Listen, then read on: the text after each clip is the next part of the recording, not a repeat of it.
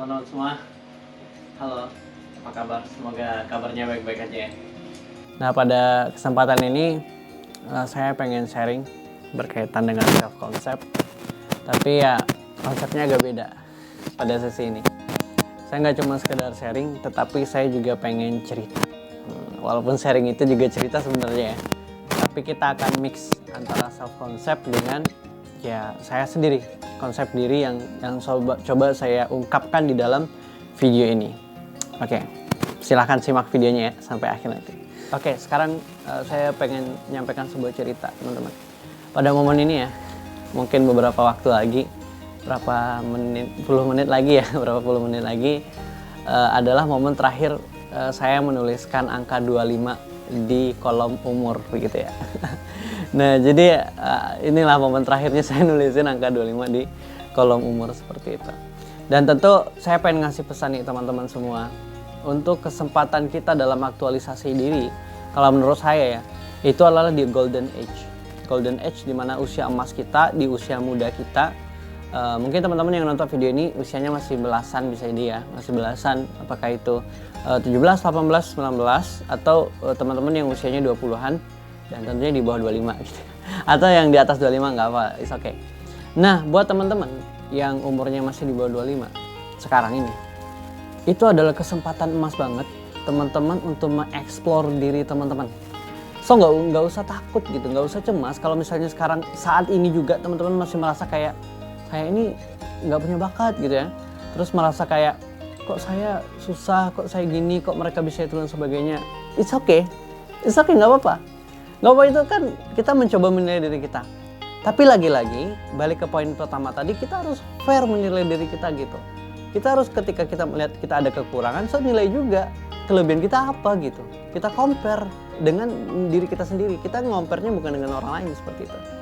Maka saya pengen cerita ketika di masa-masa saya sebelum umur 25 gitu ya, dan bahkan di sisa umur 25 ini, memang saya mencoba mengoptimalkan setiap kesempatan dan juga momen untuk mengeksplor diri, untuk bisa menemukan apa sih yang menjadi minat saya gitu kan, apa sih yang menjadi interest saya, dan apa sih potensi diri saya itu gitu kan.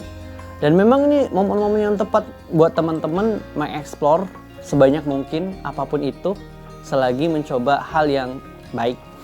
Jangan mengeksplor hal yang nggak baik ya, takutnya nanti keterusan justru terikat di circle itu dan susah keluarnya. Jangan sampai deh gitu. Nah, jadi teman-teman di masa-masa golden age ini, marilah ayo kita sama-sama mengeksplor diri kita, mengenali diri kita lagi ya, menilainya objektif gitu. Karena saya pernah terpenjara dalam frame berpikiran bahwasanya saya ini kayaknya banyak kurangnya daripada lebihnya gitu kan. Terus saya pernah juga merasa kayak takut gitu, kok nanti kalau gagal gimana, kalau gitu gini gimana, gini dan sebagainya, kalau diketawain gimana gitu kan.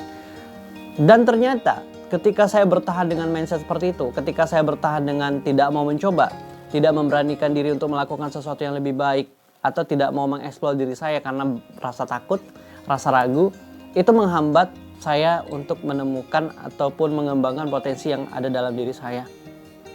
Bener, serius. Ini di golden age banyak tantangan, tapi juga banyak kesempatan dan juga peluang gitu.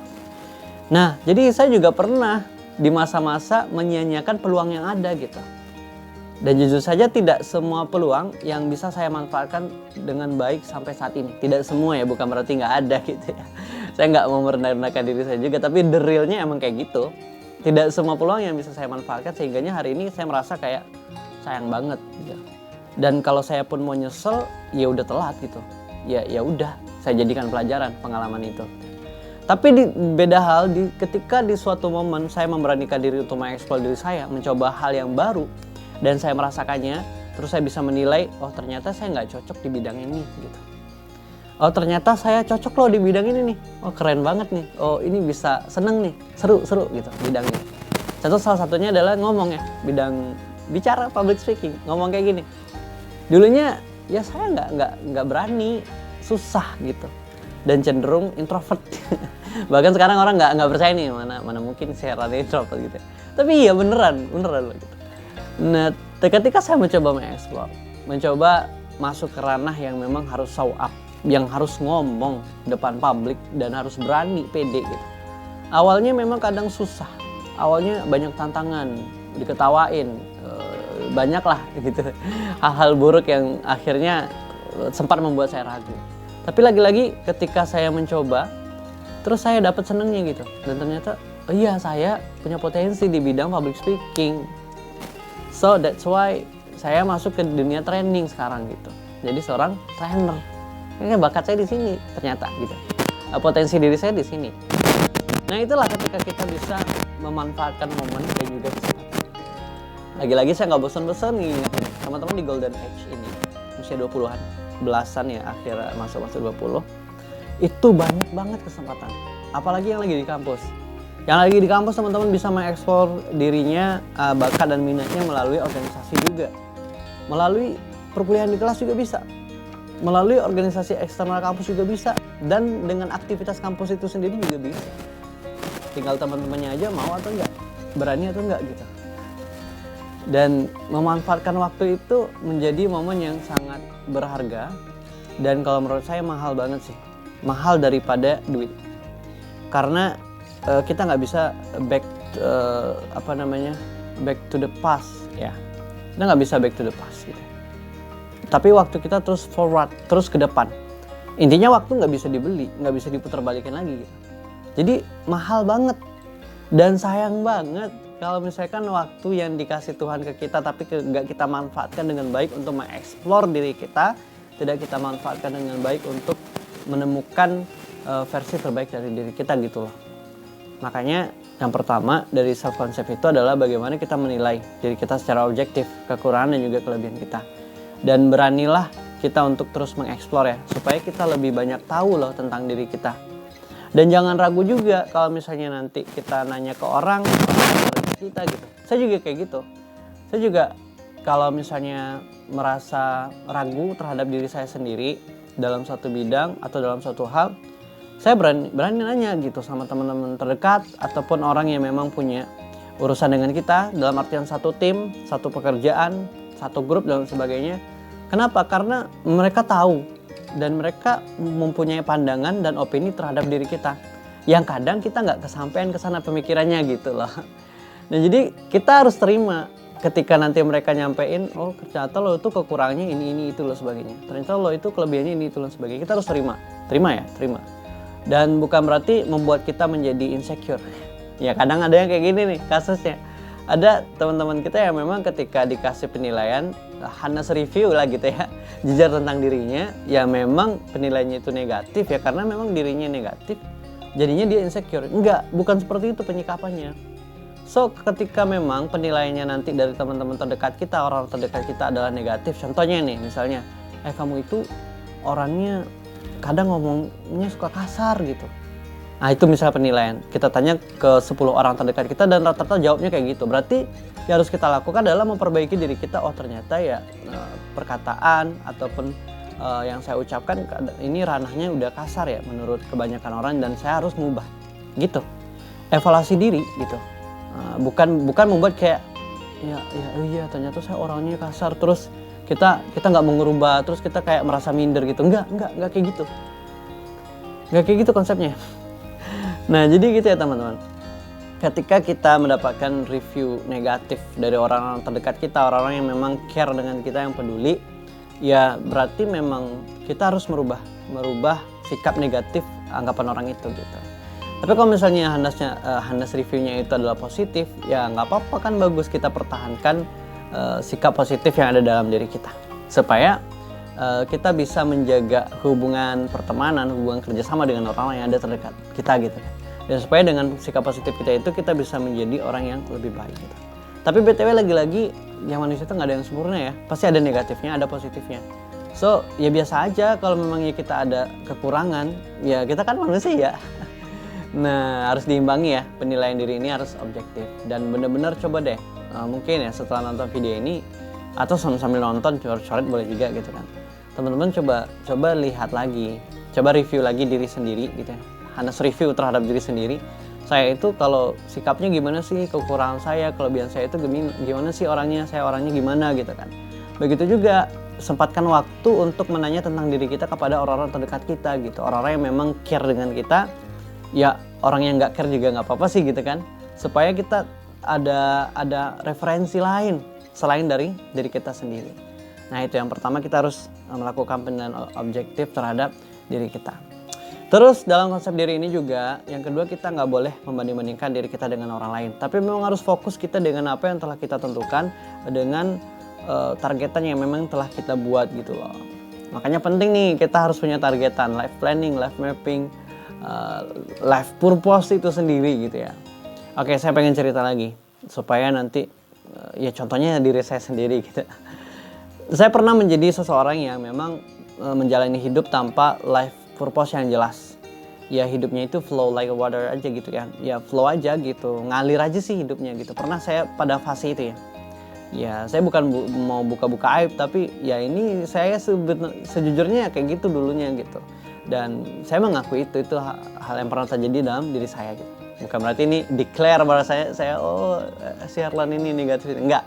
Saya cuma pengen cerita supaya nanti cerita kita tentang konsep diri ini nyambung gitu. Ada contoh langsung, dan contohnya diri saya gitu.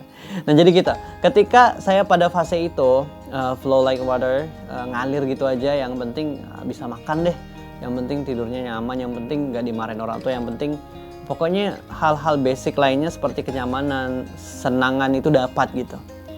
Tapi setelah saya pikir-pikir, sampai kepada titik yang memang saya jenuh gitu loh. Saya nggak tahu arah, pengen jadi apa, nggak bisa jawab. Paling kalau dulu waktu SD tanya mau apa, pilot gitu kan. Terus nanti kalau melihat sesuatu yang lebih bagus lagi, jadi inilah, jadi itulah dan sebagainya. Nggak jelas gitu. Dan pada masa itu, ketika saya sadar, ternyata saya membuang-buang begitu banyak kesempatan dan waktu.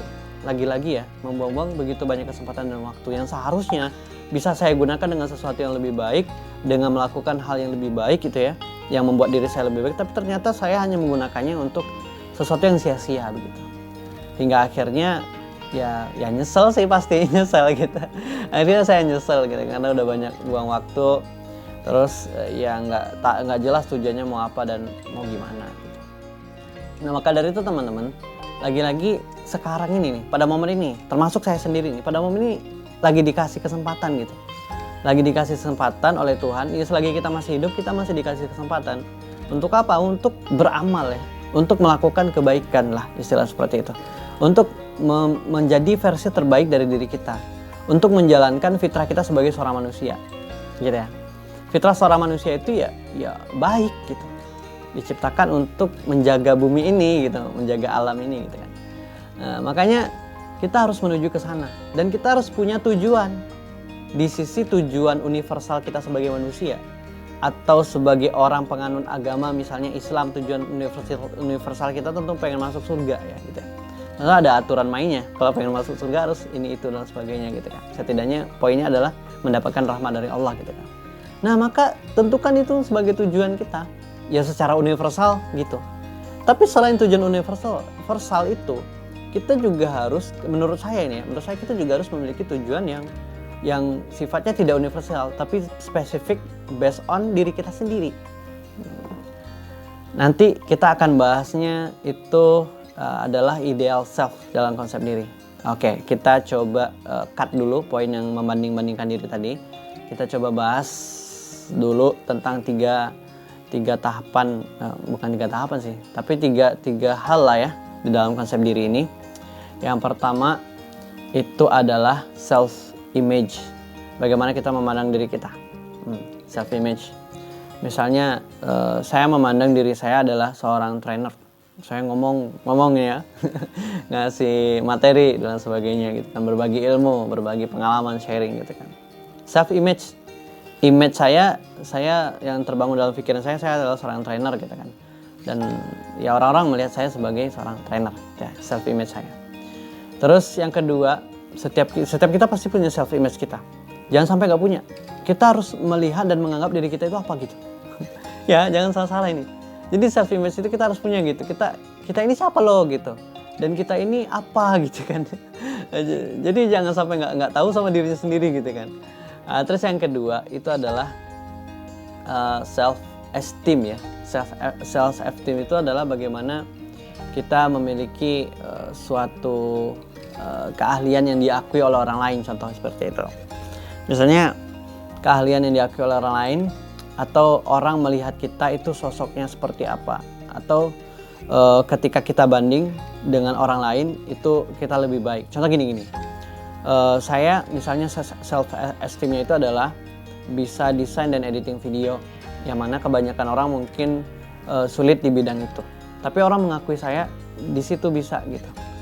Self esteem saya berarti bakat saya di situ. Saya diakui oleh orang bisa desain, bisa edit video. Nah seperti itu ya. Itulah adalah self esteem. Ada juga contoh lainnya, misalnya self esteem ini kita tidak selalu unggul di semua bidang. Itu harus kita note ya.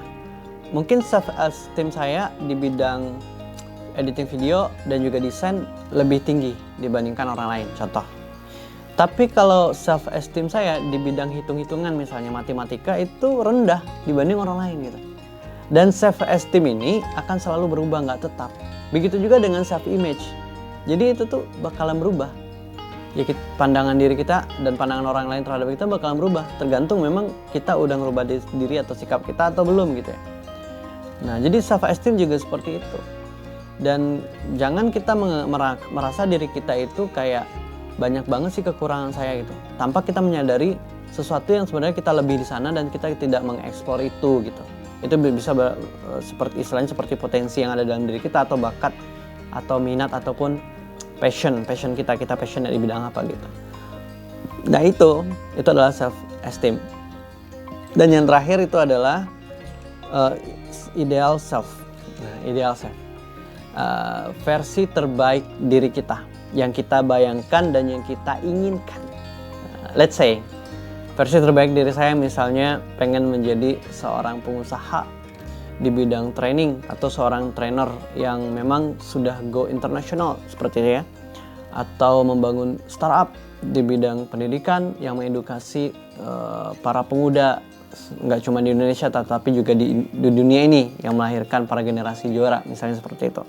Itu kan gambaran tuh. Ideal self itu bisa berupa impian kita, tujuan-tujuan yang akan kita capai di masa depan nanti ya, target-targetan yang akan kita capai gitu kan, atau visi hidup kita. Pokoknya ideal. Kita pengen ideal kita itu seperti apa sih? The best version of you itu gimana sih gitu? The best version of saya itu gimana sih gitu? Nah jadi kita ada 3 hal itu ya, 3 poin itu tentang self concept. Yang pertama itu adalah self image, bagaimana kita memandang diri kita, kelebihan dan kekurangan kita. Begitu juga ketika orang lain menyampaikan hal itu, kelebihan dan kekurangan. Dan yang kedua itu adalah self esteem, bagaimana kita diakui oleh orang lain, bisa ataupun lebih dalam suatu hal gitu ya. Berarti kita memiliki nilai di bidang itu, dalam hal itu, sehingga orang mengakui kita gitu.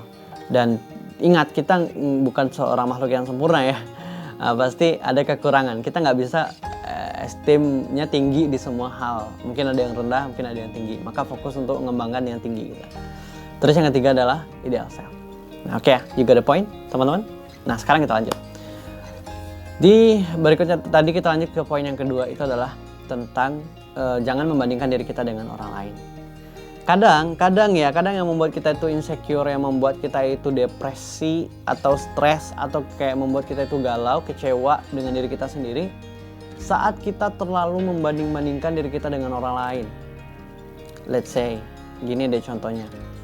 Saya nih, biasanya kalau beli baju itu ukurannya L atau M. Oke, ukuran baju saya antara M atau L, tergantung sih jenis bajunya apa gitu. Nah, ada teman saya yang ukuran bajunya itu XL. Tapi baju yang dipakainya itu XL itu bagus gitu. Terus saya mikir, kok baju saya jelek ya? Dan saya pengen baju yang XL itu dong gitu. Saya pengen pakai baju yang XL itu, kayaknya bagus. Dari bentuknya, dari warnanya, keren banget. Saya pengen gitu. Nah inilah contohnya orang-orang yang membandingkan dirinya dengan orang lain. Dia tanpa disadari, dia itu udah ngikut standarnya orang lain, bukan standar diri dia sendiri gitu. Dia udah lupa dengan dirinya kalau dia itu punya standar sendiri, dia itu punya bajunya sendiri, punya ukurannya sendiri gitu. Nah jadi gini teman-teman caranya. Setiap orang memiliki standar masing-masing. Bisa jadi ada kesamaan, ada kemiripan, tapi nggak selalu. Ya, nggak selalu. Jadi kalau misalnya teman-teman melihat si A atau teman dekat teman-teman sendiri atau misalnya kembaran teman-teman sendiri itu sukses di satu bidang, it's okay. Gak usah kita yang ribet. Gak usah kita yang insecure. Kalau let's say misalnya kita pengen menjadikan dia teladan dan kita pengen memotivasi diri kita supaya lebih dari dia, it's okay, gak apa-apa, good. Itu yang bagus. Tapi jangan sampai keberhasilan orang lain membuat kita itu merasa kayak pesimis gitu. Jangan. Ini kebanyakan yang kadang saya greget nih lihat nih teman-teman mahasiswa. Ini oknum ya, nggak semua mahasiswa juga gitu. Oknum mahasiswa lagi nih, oknum mahasiswa lah gitu. Yang dia itu kadang melihat orang lain berhasil, langsung ngerendahin dirinya dan menganggap dirinya itu nggak bisa berhasil juga gitu. Salah bukan gitu konsepnya. Nah kadang kita terlalu habis waktu dan energi dengan membanding-bandingkan sampai kita lupa. Kita lupa kalau kita itu adalah seperti berlian ya, yang masih belum diamplas gitu. Kita lupa kalau kita juga sosok yang berharga gitu. Kita lupa kalau kita juga punya kelebihan di satu bidang yang bisa jadi orang yang kita anggap sukses itu nggak punya di bidang itu. Gitu. Nah makanya pentingnya dalam self konsep ini, dalam konsep diri ini, itu bagaimana kita jangan membanding-bandingkan diri kita dengan orang lain. Tapi kita harus mengambil aksi nyata untuk perubahan diri kita ke arah yang lebih baik gitu loh. Kalau memang ya kita melihat seseorang yang dia sekarang udah jadi kaya di usia kita anggaplah let's say 20-an gitu ya. Udah punya harta, udah berlimpah gitu kan, udah punya mobil yang mewah gitu. Sedangkan kita masih susah gitu hidupnya ya. Oke, kita jadikan ya, itu parameter sukses juga untuk kita dan pada momen itu kita nggak take action. Take actionnya adalah, oh berarti saya harus kerja nih, harus ini itu dan sebagainya. Oke, nggak apa-apa kalau seperti itu ya. Tapi bukan membanding ya, dalam artian membanding terus membuat kita insecure. Enggak, tapi kalau kita melihat dan kita targetkan diri kita untuk melebihi orang itu atau setidaknya sama dengan posisinya dengan orang itu, dan kita iringi dengan aksi nyata, dengan tindakan yang konkret, maka itu lebih bagus. Karena perubahan tidak akan terjadi kalau kita tidak bergerak. Gampang contohnya. Misalnya nih, teman-teman pengen buka pintu nih, pintu kan di situ dekatnya. Kira-kira bisa kebuka sendiri nggak pintunya? Kalau kita nggak jalan, kalau kita nggak gerak sana, nggak bisa. Kecuali dibukain orang lain gitu ya. Kayak gitu juga, kalau kita pengen sukses, kalau kita pengen berhasil gitu ya, nggak bisa. Kalau cuman diem aja nggak bisa. Kita harus gerak, kita harus take action gitu. Kalau cuma kita ngayal, punya perencanaan, punya ini itu, bayangan, terus kita pengen sukses, nggak bisa. Harus ada take action, harus bikin action plan, atau ya lakukan sesuatu. Let's doing something gitu, sehingga terjadi perubahan. Dan tentu kita berharap perubahannya ke arah yang lebih baik.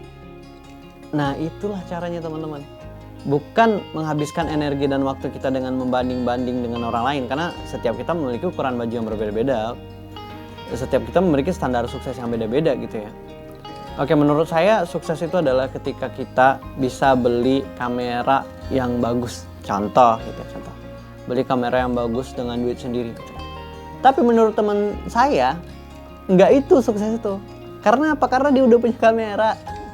Sukses itu kalau menurut teman saya dia bisa beli mobil yang mewah, yang mahal gitu ya. Kan beda kan?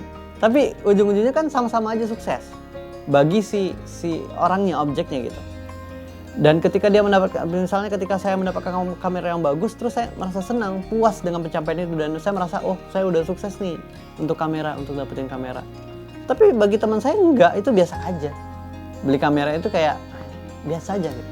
Tapi ketika dia sudah beli mobil itu dia beranggapan, wah ini barulah sukses gitu. Nah jadi teman-teman ingat ini, tolong diingat banget ya. Jangan banding-bandingin dengan orang lain. Let's say kalau pengen menjadikan dia teladan, pengen menjadikan dia acuan, referensi, silahkan. Tapi jangan membanding-bandingkan yang ujung-ujungnya bikin teman-teman itu insecure. Enggak, jangan. Itu bakalan ngabisin waktu, tenaga, energi, dan juga kesempatan yang teman-teman dapat hari ini. Dan ingat lagi, teman-teman itu di golden age. Jangan sampai nanti ujung-ujungnya nyesel ketika tidak memanfaatkan golden age-nya dengan baik. Oke, yang kedua, jangan membanding-bandingkan diri dengan orang lain, tapi fokuslah terhadap diri kita sendiri dan take action, lakukan sesuatu dan buat perubahan yang lebih baik terhadap kehidupan kita tentunya. Nah, yang ketiga, dalam konsep diri itu kita mengenal tentang love yourself, mencintai diri kita sendiri. Nah, sebagai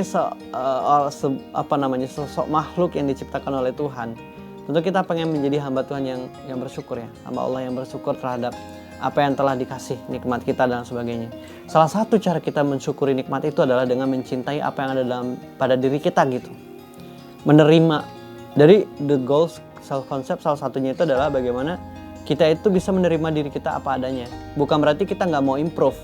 Tetap kita ingin mengembangkan diri dan bakat kita serta potensi diri kita, tapi kita menerima kalaupun diri kita itu punya kekurangan dan kelebihan gitu. Bukan kayak gini ya. Bukan maksudnya kita menerima apa adanya terus kalau kita kekurangan hanya ada terus kita kurang aja terus. Kalau kita memang ya galau terus kita galau terus, enggak. Ya kalau memang ya kita pada satu momen galau ya wajar, it's okay. Pada satu momen kita sedih ya it's okay. Pada satu momen kita kecewa ya nggak apa-apa. Pada satu momennya kita gagal ya nggak apa-apa gitu. Tapi jangan berlarut-larut dalam momen kesedihan, kegagalan, kekecewaan, nanti stres gitu. Jangan larut di sana. Karena sebagai manusia saat kita lagi gabut, saat kita lagi boring, saat kita lagi galau, ya itu biasa, hal-hal yang biasa yang kita rasakan dalam keseharian, kesemingguan, mungkin kesebulanan gitu. Iya nggak apa-apa, itu normal. Tapi yang nggak normal itu kalau sudah berlarut-larut sehingga membuat dirinya itu tidak menganggap dirinya bisa melakukan sesuatu atau menghilangkan segala potensi yang sebenarnya dia itu punya gitu. Jangan sampai levelnya ke sana, kita menjudge diri kita dan bahkan sampai ke level merendah-rendahkan diri kita gitu. Nah, love yourself itu penting banget. Kenapa saya katakan penting? Selain itu representation dari rasa syukur, itu menjadi kekuatan bagi kita untuk mengeksplor diri kita dan juga untuk menjadi ideal self kita. Untuk menjadi versi terbaik ataupun versi ideal yang kita inginkan gitu. Karena ketika kita love yourself ya, ketika love ourselves maksudnya, ketika kita mencintai diri kita sendiri, itu akan tumbuh semangat ya, akan tumbuh motivasi dari dalam diri kita yang mendorong kita untuk melakukan sesuatu yang lebih baik, doing better.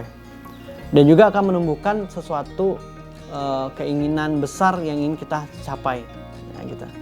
Dan itu bagus sekali gitu untuk perkembangan kita sebagai seorang manusia tentunya. Karena goalsnya tadi ya manusia menjadi makhluk yang bermanfaat, mengaktualisasikan dirinya, mengembangkan potensi yang ada dalam dirinya sehingga dia bisa memberikan manfaat tidak cuma buat dirinya aja tapi juga buat orang lain nantinya gitu kan. Dan dia bisa sukses nggak cuma buat dirinya aja tapi juga kesuksesannya bisa dirasakan oleh banyak orang seperti itu ya. Love yourself.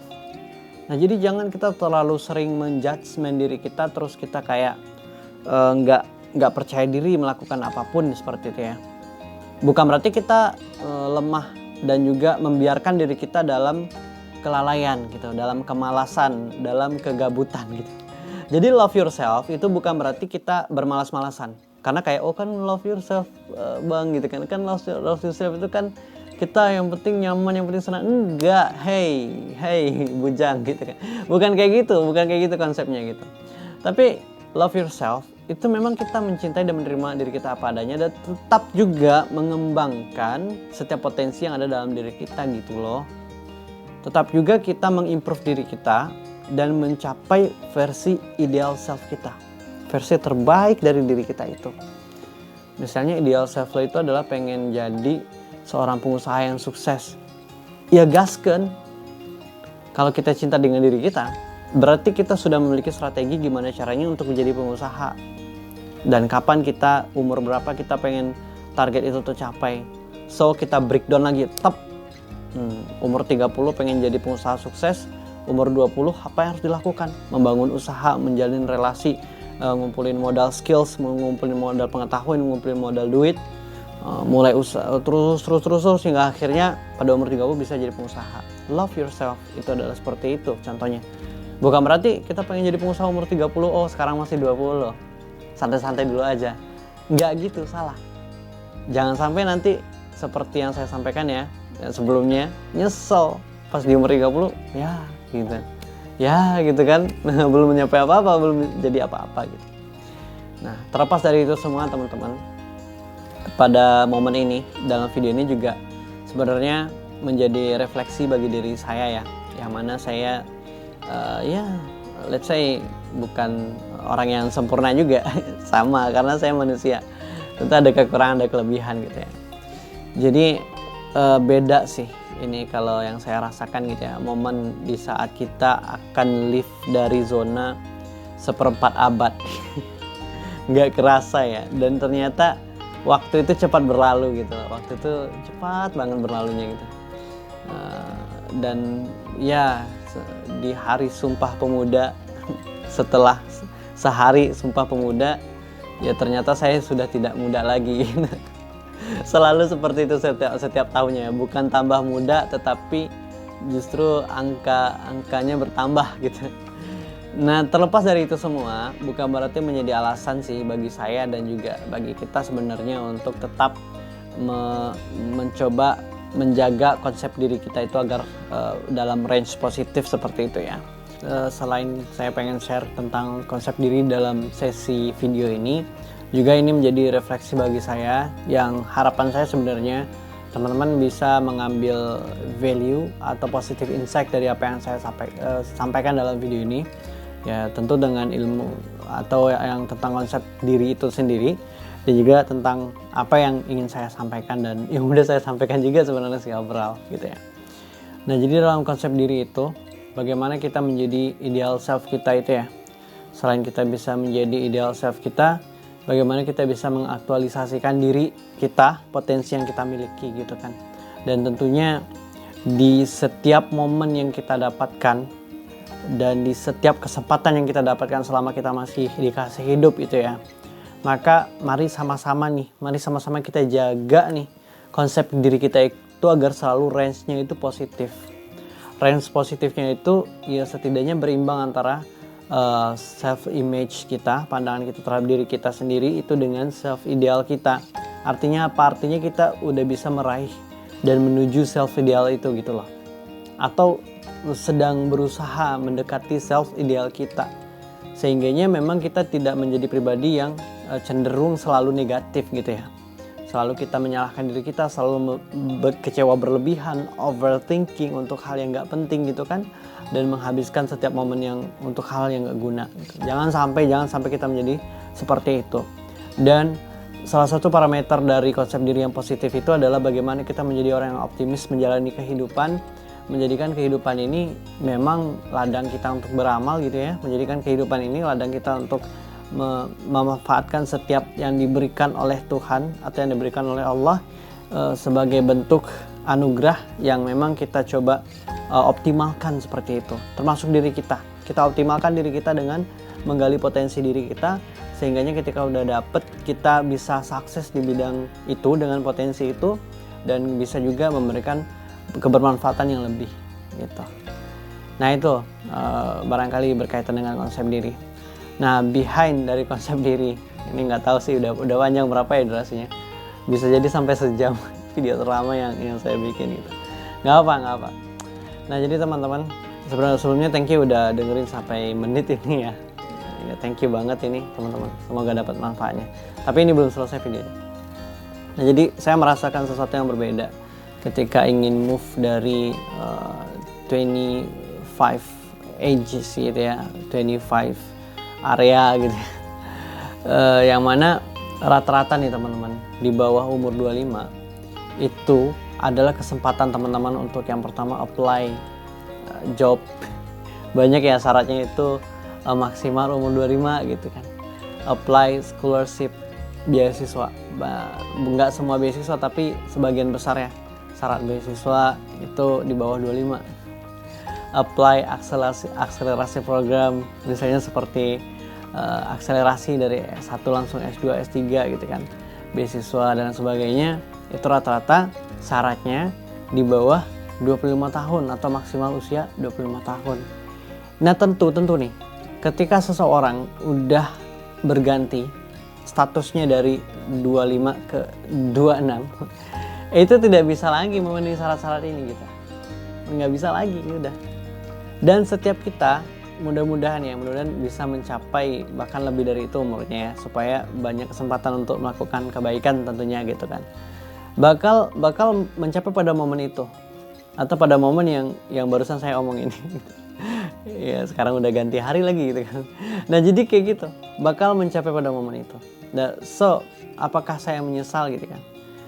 Di sisi lain memang ya saya sesalkan setiap momen yang tidak saya manfaatkan dengan baik begitu ya. Saya sesalkan itu. Tetapi tidak ada gunanya saya larut dalam penyesalan tanpa adanya perubahan gitu.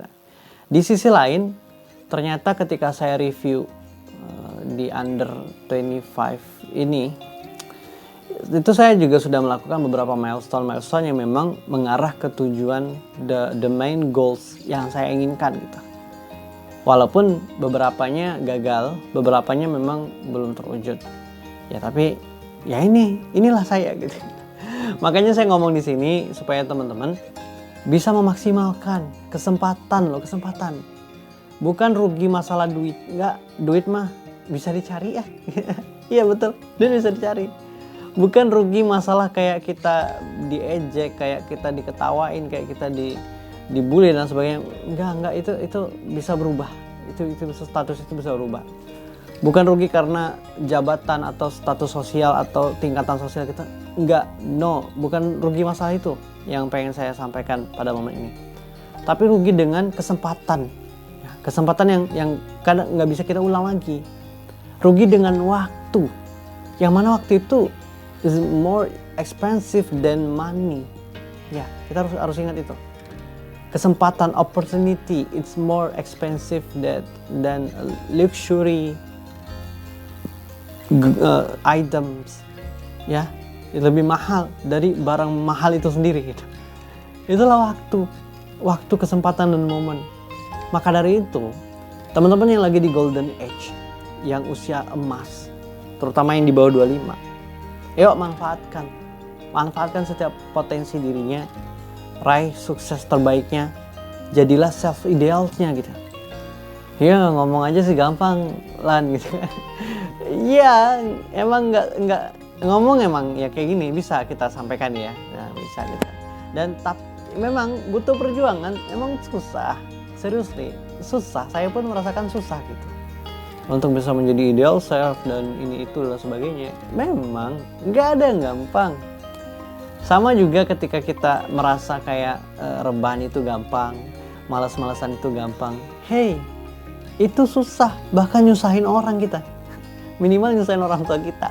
Kalau kita malas-malasan, kalau kita rebahan dan sebagainya. Maksudnya habis waktu di situ gitu. Nah jadi sebenarnya nggak ada yang nggak susah. Ya selagi kita hidup selalu kita menghadapi kesusahan yang hanya kadang berbeda versinya. Ada yang susahnya susah karena diri kita sendiri.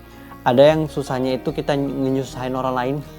Ada yang susahnya kedua-duanya. Udahlah kita nyusahin diri kita sendiri, kita juga nyusahin orang lain. Nah teman-teman pengen susahnya yang mana gitu. Kalau menurut saya mendingan ya kalau memang pengen susah juga dalam artian ya kita berjuang, kita harus berkorban pada sesuatu hal. Ya susahnya itu ya cukup kita yang bersusah payah gitu. Jangan sampai kita nyusahin orang lain gitu loh. Itu yang namanya perjuangan. Dalam memanfaatkan setiap kesempatan yang ada di golden age kita gitu kan. Belum kita bahas lagi tentang quarter life crisis. Ini bakalan panjang nih. Enggak, kita singkatin aja deh. Nah jadi gitu ya teman-teman. Intinya adalah saya berpesan kepada teman-teman semua yang masih under 25, yang memang masih semangat ataupun yang sedang kurang semangat sekarang, hey ayo semangat lagi gitu kan. Karena teman-teman berada di usia yang itu keren banget loh, di usia yang kesempatannya banyak banget. Jangan sampai sia-siain kesempatan itu. Yang pengen berkarir coba aja, udah coba aja gitu. Coba-cobanya yang positif, yang baik-baik gitu. Jangan mencoba hal-hal yang negatif. Jadi sekarang silakan explore diri teman-teman sampai menemukan saya itu siapa gitu kan. Sampai menemukan potensinya di mana, gaskan, kembangkan itu. Dan yakinlah teman-teman bakalan bisa sukses di bidang itu gitu loh. Dan tentu keyakinan itu diiringi dengan usaha. Diiringi dengan aksi nyata gitu. Jangan sampai hanya sekedar hayalan. Jangan sampai impian itu hanya sekedar impian seperti bunga tidur ya. Pas bangun-bangun udah hilang gitu kan. Enggak. Tapi coba buktikan teman-teman kepada dunia bahwasanya impian itu bisa kita jadikan sesuatu yang nyata. Bisa kita jadikan realita. Maka dari itu, manfaatkan golden age-nya, jadikan self concept ini, konsep diri ini menjadi salah satu tools yang bisa teman-teman pakai di usia golden age-nya, supaya teman-teman bisa lebih mengimprove, lebih mengembangkan diri teman-teman, dan juga lebih pede lagi, lebih semangat lagi, lebih optimis lagi dalam meraih dan menuju ke ideal self-nya. Oke, thank you banget buat yang udah dengerin sampai ke menit ini. Semoga teman-teman semua, semoga kamu semua mendapatkan manfaat dari apa yang saya sampaikan. Yang memang tidak seorang pakar yang berbicara ini, tapi saya berusaha berbagi pengalaman dan juga ilmu yang saya dapetin supaya teman-teman menjadi orang-orang yang lebih baik gitu. Dan thank you udah support juga video ini, ataupun yang udah share video ini. Ya, barangkali itu saja pada kesempatan ini. Good luck teman-teman semua yang sedang berjuang, tetap semangat, dan kita tunggu success story-nya dari teman-teman semua. Dadah.